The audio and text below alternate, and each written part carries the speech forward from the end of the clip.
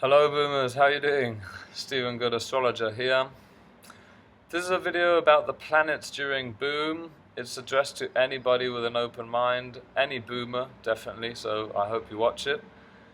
I'm going to be talking about what's going on astrologically during this wonderful, amazing gathering that we're all going to be so lucky to experience. I'm going to be using a program called Planet Watcher. You'll see it in a minute. I'm going to be showing you the positions of the planets during these days. You don't need to know any astrology. And at the end of the video, I'm going to point you to another video of the talk I gave in the last edition of Boom 2014 at the Liminal Village. So thanks for watching. I hope you enjoy it. And here we go with the planets during Boom. Okay, so here we are at planetwatcher.com, a website which is very user-friendly. It's very simple to just go backwards in time and forward in time. The image that appears by default will always be the astrological present, which is exactly the same for the whole world, with the planets in the signs. Then there's this other system called the houses, which is related to the famous ascendant, rising sign, etc. But that is local. However, this is definitely valid for the whole planet at the same time. So that's why it's a very useful way of just getting a general but useful grasp on what's going on in general for all societies alike. Okay, so when it comes to astrology, pretty much like everything in life, we have to weigh up what is most important. There's a hierarchy, there's a whole system of information, and some of it is more relevant. So what is actually more relevant during these days of boom? Well, I'm going to start with what sticks out most clearly, and then I'm going to go into what is just valid for 1 day or 2 days, or in some cases maybe just some hours. So what most clearly sticks out in this case? Well, if you look over here, this section, all these planets, all these are different planets and astrological factors in the sign of Virgo, so it's definitely quite clearly a very important Virgo moment. Then we have these two planets together that are Mars and Saturn, both in Sagittarius, so the sign of Sagittarius also has quite a lot of weight during these days. None of this stuff is going to change significantly during the whole event. And then thirdly, we have one other important factor, which is this position between the Sun, the symbol of the Sun is this one, and Uranus. And as the days of the event go past, this type of angle that is called a trine between the Sun and Uranus are going to, this angle is going to become more intense, more precise. So it's going to have, if you like, a stronger weight, a bigger weight in energy these days. So let's go step by step. What does a lot of planets in Virgo mean? We have Mercury, the thinking planet. We have Venus, the female and relating planet. We have Jupiter, the planet of ideals. We have the North Node, which is very much related to the sense of spiritual direction and mission and contribution to a greater cause that expands our own relevance in society and life. We have these four things together in the sign of Virgo. What's all that about? Well, anything you've ever heard about Virgo here is true. Analysis, discrimination, awareness of health, awareness of specific connections between parts of a system. You could represent this as, when I say system, you could think of the body, the human body. That's why Virgo is very much related to health, healing, and medicine. And also, you could think of a business or anything which needs to be functional, effective. With Virgo, we're speaking about the objective of making things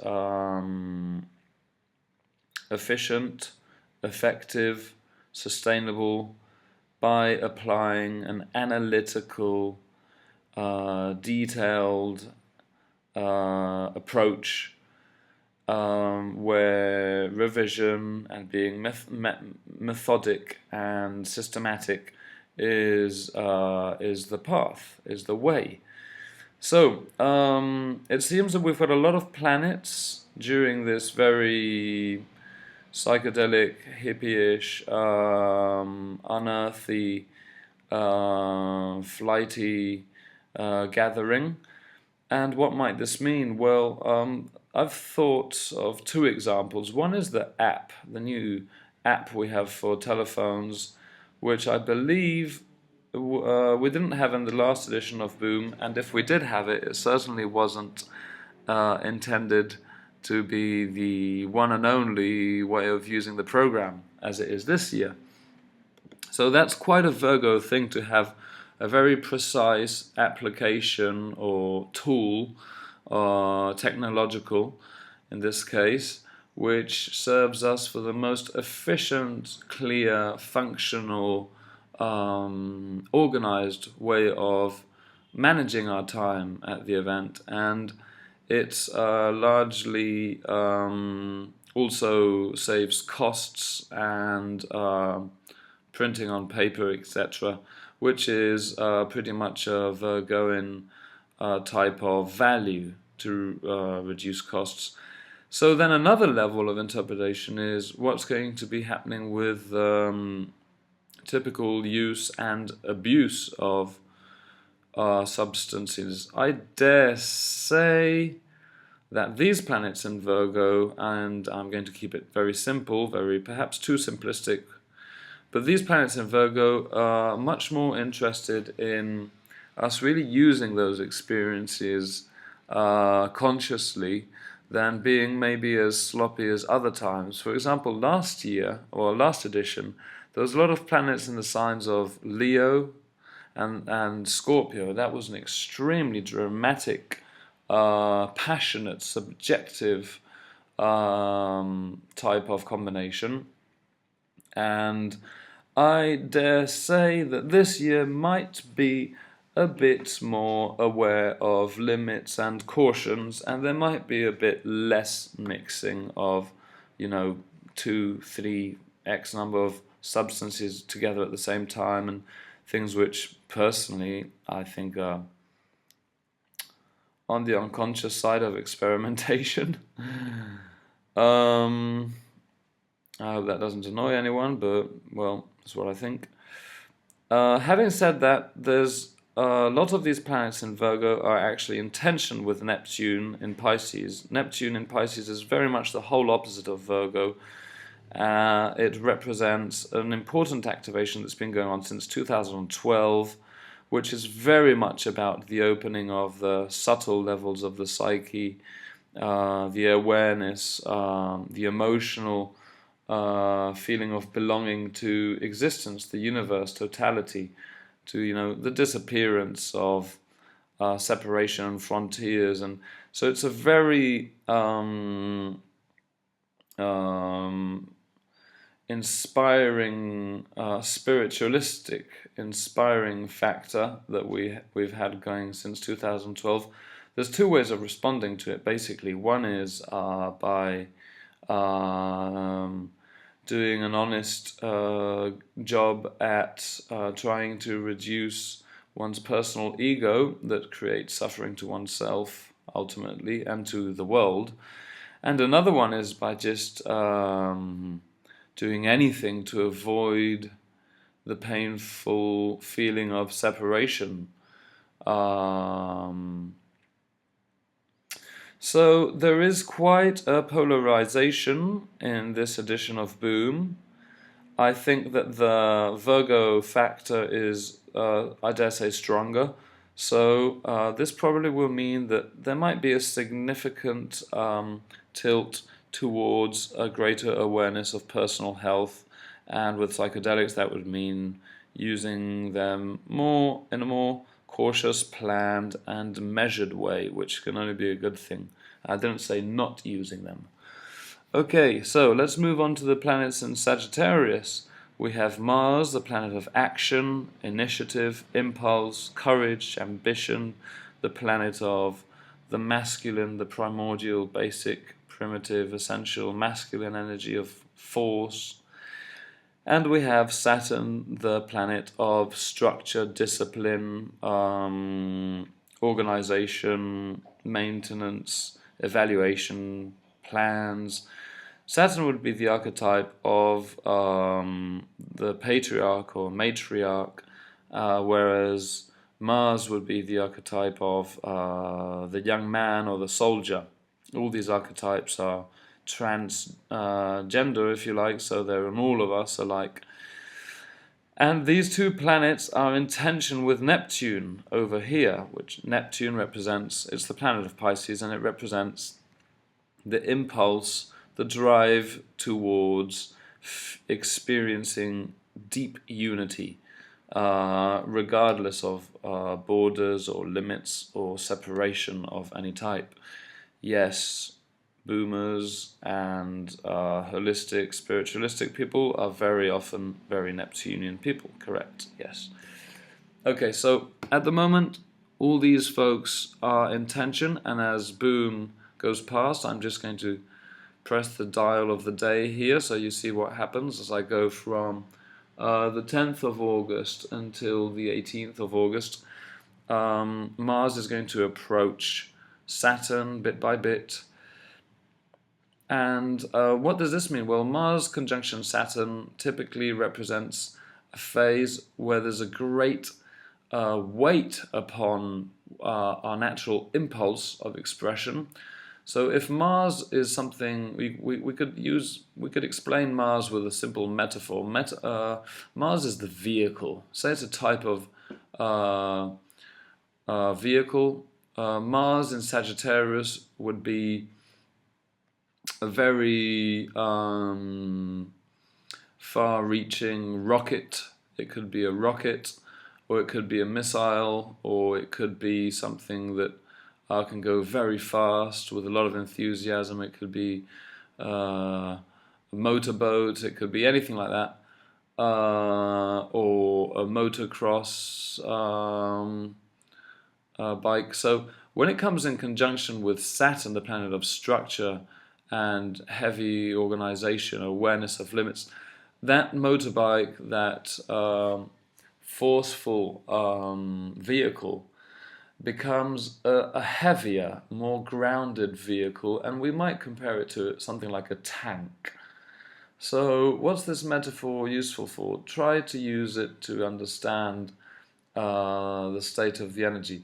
When Mars is in conjunction with Saturn, its impulse is somehow reduced, its sense of distance, its potential for long-range distance and for passion is reduced, but it's more stable. In a sense, it can even feel like it's more repressed, but it's usually also more long-lasting. So this is an energy which I dare say is, in a sense, very much related to taking exploration very seriously. It's, for better and for worse, related very much to military affairs, and it's very much related to a lot of stamina, which might mean dancing for longer hours than ever on the dance temple or wherever we choose to dance. And then the tension with Neptune here makes a really, really, really big contradiction. It makes for a really, really big contradiction. So why? I dare say basically it's a very challenging moment for our energy management, because Mars is the impulse, Saturn is the structure, the discipline which tends to repress and contain, and Neptune is the guy or the part of us that says, hey, forget the separation, Mars, forget the impulse, Mars, forget the selfish drive or the purely physical drive, Mars, forget it, just experience deep unity and feel guilty about everything that you do which upsets or affects that deep unity. And the dilemma between Saturn and Neptune goes as follows. Saturn says to Neptune, hey Neptune, you're far too dreamy, drifty, and romantic and spiritualistic. You think that everything just keeps going down here on Earth with no controls or regulations or limits, and you're wrong. So Saturn, I'm going to try and repress you. I'm going to try and keep all that crazy nebulous way of seeing reality under control. And Neptune says to Saturn, hey Saturn, you're far too mundane, far too controlling and planning and evaluating, and existence is something far more profound, and your big thing about time, Saturn, is one day just going to evaporate, because time passes for all of us, so we'd better try and make heaven be here right now on Earth. So Saturn, I'm just going to wash you away completely and make you lose all your organization and sense of structure, stability. So if you've got this properly, folks, this is only a very limited point of view of what the planets say to each other. The planets just very simply just parts of you and me. And this represents a typical tendency of conflicts, difficulties to resolve, which we really don't. I mean, folks, I'm not going to let you get away with easy idealism here. Very, very, very, very, very few of us actually manage to balance out all these things at the same time. In fact, we don't. We learn as it goes, and some of us might have a better attitude at times, but this is a bitter challenge, and this has been going on in the world for the last year approximately. There's two very, very heavy things going on planet Earth at the moment. One is the square we've had between Pluto and Uranus, and another is the square we've had between Saturn and Neptune, and all the refugee subjects and the subject of the refugees, I mean, and a good number of other very important modern day issues are related to this aspect. So I'm not going to go into very much more, but I am going to try and sum up some different manifestations of how this can go. On one hand, we're talking about a tendency of misguided energies, deflating energies, a pattern and attitude towards feeling guilty or passive aggressiveness, and some moments when we identify more with Mars, we might go into a more intense effort that might be followed by a more deflated phase, which would be more Neptunian. So let's take this a step further. We might be experiencing a determined insistence against deflation, against the feeling of deflating, which would be the Neptune thing. Or deflation might be emptying any sense of strength and of structure. Another possibility is escapist idealism, might be intensifying misguided action. Another one is pessimist negativity, might intensify aggressiveness. And then perhaps some that are more conscious, not necessarily easy, but they are available, are action for a spiritualist cause becoming structured and resistant. Action for a spiritualist cause becoming structured and resistant. Steady action for international causes of universal interest puncturing bubbles of giant cover-ups. Another last one is conscious simplicity with passion. An enthusiasm for survivalism and the back to nature lifestyle. So these are some facets that I think are very, very easy for us to feel close to as boomers, and we might have a massive opportunity of learning of taking these values a few steps further in our experience at this Boom 2016. So I encourage you to explore those possibilities. Might need to re-listen to what I said, because I know it's pretty big. I'll give you some examples of what happened the last time we had this going, because it's always one of the best ways of knowing where we're at. Last time Mars was conjunction with Saturn, and they were both in a square with Neptune. This was between last March, well, March this year, March 2016, up until the beginning of May, in particular between the 5th of April and the 29th of April.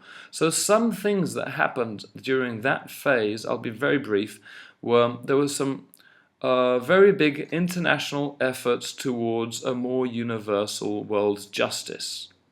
So that there were very significant court cases against dictators and great offenders of mankind. And it's when we had the uncovering of the Panama Papers, the biggest, well, that type of subject had never been so greatly exposed. So international efforts towards justice, this we can handle and get a grip on at Boom, I'm very sure. Also, sadly, there were 2 days running in which there were very large earthquakes in Japan and Ecuador, and a very intense tornado in Uruguay. And on the front of war and conflict, it was when ISIS attacked Belgium. So those are a few examples, having in mind that the type of event we're going to is a gathering of hedonistic activists or activistic hedonists. I think that we've got a great potential for the first section of international efforts towards justice that we can do with very modest moment-to-moment simple actions, you know, of just looking at each other in their eyes and feeling each other from greater proximity, and feeling that the enthusiasm of the internationalist hope for a better world through collaboration of people from different parts for common causes. So anyway, then one last thing which is going to be accelerating during the whole festival is the Sun trine to Uranus. So that's here. Check it out again.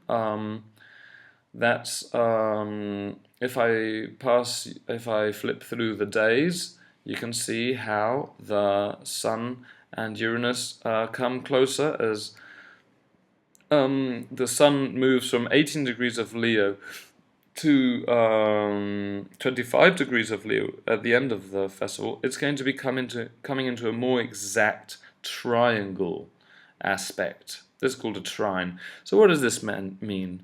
Basically, Sun is the vitality and the awareness of purpose, our objectives. Boom is always held with the Sun in Leo. So it's a very celebrative, creative, bombastic, look at me type energy. But when the Sun is in trine with Uranus from Leo, there is a very clear focus of that look at me type energy, that creative, warm, passionate, life-loving, affirming energy towards employing one's personal example for a more diverse world, a more inventive world, a more original world. These are all values of Uranus. So in a way, it's making a very cool blend of two archetypes, if you like. One archetype, the Sun and Leo archetype of the strong, creative, self-confident, life-loving person, and the other archetype of the crazy genius who explores his or hers singular, original personality and self-expression. So all this, of course, is very, very, very boomy. So, okay, from here, let's go into the things that last just a few days. You might be guessing already. Yes, I'm meaning the moon. The moon, during this edition of Boom, is going to be moving only through 4 signs. It's going to start off in Scorpio, just like it did last time, by the way, 2014. Going to go through Sagittarius, Capricorn, and finish with the full moon in Aquarius. Okay, so the new moon before the festival is on the 3rd of August. That's something just for you to have in mind if you are really into astrology already. And so, what does it mean that the moon passes through all these signs? Well, let's start with the first one. To begin with, the moon always represents emotionality. It represents the mood. Basically, it represents how we seek for protection, how we seek for the feeling of belonging somewhere and being somehow understood through empathy and through caringness, through mothering caringness. So the moon on a social level, and this video is pretty much about the social perspective, the moon represents the mood, the collective mood. Okay, so this edition of Boom starts with the moon in Scorpio. What does that say about the collective mood on that day and largely during the event? Since the beginning of the first chart for an event largely represents the whole way it's going to go. So it says, it speaks of a very reserved emotional attitude, one which is more internal, more introspective and self-examinating, and concerned with issues of power, death, magic, and the occult, and reserved. Why? Well, because the emotional planet is in the sign of death and transformation. This normally represents an emotional phase that happens every 28 days for about 2 days, in which our way of looking for protection is very intense, but at the same time very mistrustful, because we feel that that which can protect us can also take our personal vitality away from us. So what does that all end up meaning in terms of behavior? It's the more inward, mystical, reserved, introspective type of mood. And yes, of course, it's very close to the spirit of shamanism if we take it positively. So it's very close to shamanism in the sense of that shamanism assumes there will be a shedding of the old skin, a type of death, an emotional, psychological death for the renewal of our psyche and awareness and perspective. So yes, this starts off very shamanically, we could say. And well, the moon moves into Sagittarius on the afternoon of Thursday the 11th, day 1. Day 1, I was counting day 0, Wednesday the 10th, as the day without music moving in. So day 1 moves, the moon moves into Sagittarius, and this is clearly the most celebrative, expansive, extroverted, personal freedom inclined mood, and it's going to last until the early hours of Sunday, day 4, Sunday 14th. So anyway, while the moon is in Sagittarius, there's typically a tendency to being in quite an extroverted, adventurous, nature-loving, open space-loving, and there is a great inclination towards finding values, systems of belief very attractive and grounding. Now this can be from a very naive point of view, assuming that whatever silly belief we hold, if we think about it enough, it will automatically help us to get rid of any situation, any problem or uncomfort. The moon in Sagittarius is clearly very, very, very naive in this sense. And at the same time, from a more integrated point of view, it can represent a phase of being ready for open, cosmopolitan, philosophical, spiritual and or religious, metaphysical ideas, and feeling them deeply inside. So we'll see which of these manifestations comes through. I have to say there is a moment which is quite potentially challenging in the very early hours of Friday the 12th, day 2. That's when the moon here is going to make this conjunction to Mars and Saturn, which I was telling you about before. When that happens, the sensitive planet and the two harshest planets, the two harshest factors of life, Mars and Saturn, are all working together. So even though it's in the buoyant, happy, extroverted, action, life-loving sign of Sagittarius, there is quite a challenge. And some things we've had the last time the moon has been in contact with these two planets has been, well, suicide bombings and a lot of things related to guns in the US. And there has been quite a lot of military movements and some movements of repression as well. But these are the least aware manifestations.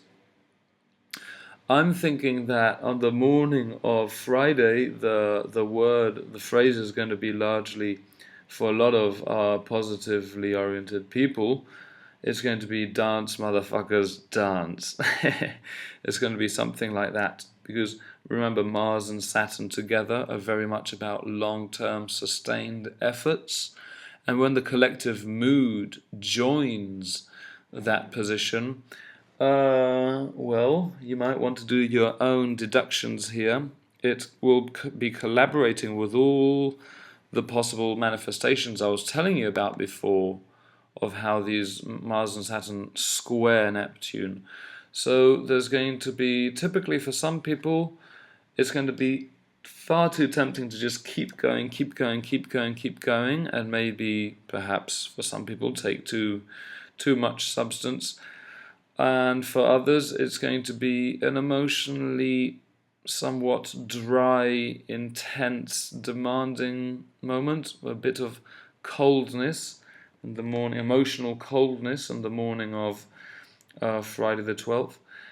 And another manifestation could be to be very much oriented to simple, powerful, essential truths about life, society, and the world and what's happening. And this is the more interesting perspective. It's definitely a fighting attitude, which can be positively directed, of course.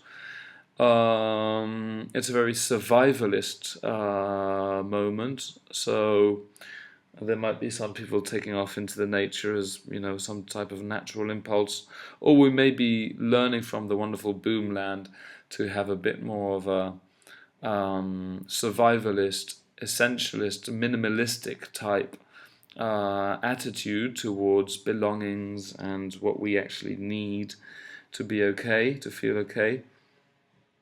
So anyway, that's important. Then on day 3, that's Saturday the 13th, Saturn goes direct. I'm not going to go into that, but that's a little note for people who are into astrology. And on day 4, on Sunday the 14th, of the early hours, around about 4 a.m., the moon is going to move into Capricorn. Now, the moon in Capricorn is always quite a serious moment. It's the most serious, most practical-oriented phase of the whole of Boom, so workshops and talks given at this time will probably have a more utility, productivity awareness, a greater awareness of duty prevails in the social mood and social interactions, personal austerity, need to feel worthwhile and to exhibit competence. And this doesn't mean that we can't have a lot of crazy fun. I myself have been at parties with the moon in Capricorn, and there's going to be a lot of joyful interaction despite this position. Remember, all astrological activations are always subject related. They're always context related or context dependent. So they all manifest through whichever type of people and situation and place we are considering. So Boom is essentially an immensely happy event. This just means that it will probably be the moment of most seriousness, from the early hours of Sunday to the midday of Tuesday 16th, day 6. And by the way, on day 5, the moon will be conjunction with Pluto, so this will clearly be, I believe, the most emotionally intense moment of the whole phase of the festival. It might be a moment for experiencing deeply transformational, extremely psychologically intense, involved attitudes, moments of renovation. It's not necessarily going to be easy for all of us, depending who is, too high or whatever. It might not necessarily be a very easy moment. And for those who are just entrancing in a more natural way through workshops and things, it probably will be a very interesting, powerful moment of emotional renewal. A lot of shadow coming up. And anyway, so as I come to an end, Tuesday the 16th, day 6, the moon moves into Aquarius around about midday. This means that empathy, moon largely represents empathy. Empathy can't follow its usual channels based on membership and ties to family and close ones. So in the sign of Aquarius, that type of empathy of the moon is experienced in random directions, because Aquarius is about the energy of life going in random directions. Electric, unpredictable jumps from one part of the system to another. So that means random. So there is a certain advantage, there's a disadvantage of this certain type of cold, impersonal, detached attitude, but there is a certain advantage of the genuinely open to different perspectives, a mood which can be open to different perspectives and ultimately produce openness and, love of diversity, and a very friendly attitude to, I don't give a damn where you're from, where you're coming from, or why you're dressed in green and jumping around like an alien, but I love you. So anyway, it's clearly the most sociable, electric, eclectic moment of the festival. I think this festival is notorious for this type of attitude. It's clearly one of the most diverse festivals in the world. And this is no coincidence. Boom is always celebrated with the full moon of August. And that full moon of August is almost always in Aquarius. So, that's largely our astrological signature as boomers. And that is largely what we come for, apart from the wonderful weather of Portugal, etc. Energetically, archetypically, there is this going on. So people, if you've reached this far, thank you very much for watching. I hope you found that interesting and that it serves you on your path in some way. I want to tell you that I'm offering discount readings for all you boomers. It's going to be 25% off my normal prices if you reserve before at the email which appears below. Also check out my website while you're at it. There's a section in English, although it's mostly in Spanish. And there's going to be a 20% discount for people who contact me after Boom. So anyway, what can I say? I'm massively looking forward to coming together for some tribal calls from side to side of the lake, the wonderful lake of Idananova. And I'd just like to end with saying that I think Boom is not just a gathering and a festival. I think it is a learning curve. It's a state of mind. It's something to take back to our everyday realities, something to walk, talk, and be. So, once again, thank you so much for watching, really. If you want, like, subscribe, and above all, please just share. Just share this video on the Boom event to all your Boomer friends, and let's just keep raising astrological awareness. And what else can I say? Have a good one, have an amazing time, maybe see you on the dance floor, and if not, be well, and thank you for booming so cool.